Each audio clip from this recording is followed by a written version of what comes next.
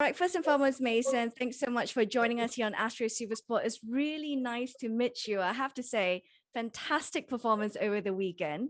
Did you know that you're actually the first teenager to score an assist as a substitute for Manchester United in the Premier League since Cristiano Ronaldo in 2003?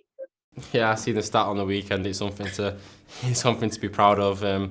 To get to do that on the weekend, I've always believed in myself, and it showed on the weekend that I can still crack in with the goals and assists.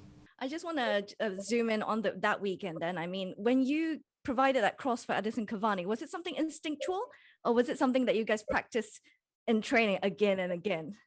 Well, I've been watching Cavani now since he's come to the club, and his movement, he does the same movement every single time in the box, and defenders still can't do it and still can't get him. Sorry, and when the ball went through the defender's legs from Bruno, I had one look up and I seen him ready to do his movement, and I just put it in there, and I had no doubt he was going to miss. I knew he was going to score, so it was a good feeling. It was absolutely magic watching it on television, I have to say. But it's been quite a crazy season so far. And one of the things that's often talked about is your role, the great areas surrounding your role. You're not quite a winger, but you're not necessarily a traditional striker either. But what is certain is that you're fantastic at finishing. How would you box yourself? Where do you see yourself playing long term? I've said it in past interviews. I think long term I want to be in that number 9 role, but if I play on the right or the number 9, it's I don't mind wherever the manager picks me and tells me to play. I'll go out there and do my best. I like it in both areas. There's no grey areas. If I'm on the wing or if I'm up front, they're basically the same for me. I'm just going out there playing football with a smile on my face, really. So it's good to me. So whatever your manager tells you then. But one thing that has been noted is your increased amount of defensive assistance that you're providing this season when you played out on the flanks. Was it something that Ole wanted to specifically for you to work on? Was it to offer a bit more protection for the fullbacks? Yeah, it's just a lot of protection. You need to help your fullback out as he does go in attacking. He needs to help you out. It's that little relationship, and whatever fullback it's been. But with Aaron, I've created that form of relationship where we know we keep it locked down on that side, and I'm sure the boys on the other side do as well. It's just that you need to defend for the team. You can't just be waiting up front for the ball to attack. You got to do both jobs here if you want to be a winger at United.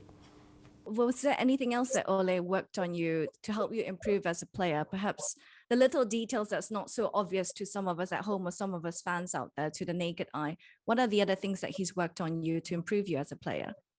Well, you could say I've not scored many headed goals, and that was one thing I wanted to work on myself. So I scored one against Brighton, and I've just been working it off the field and just little movements in the box, really, getting in the box, getting in between the defenders in the box.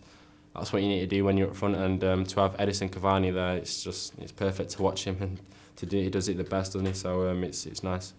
We actually have a few questions from our pundits over the weekend as well, Gary Stevens and Mark Hughes. And Gary wanted to find out what was the main influence on you developing both your feet.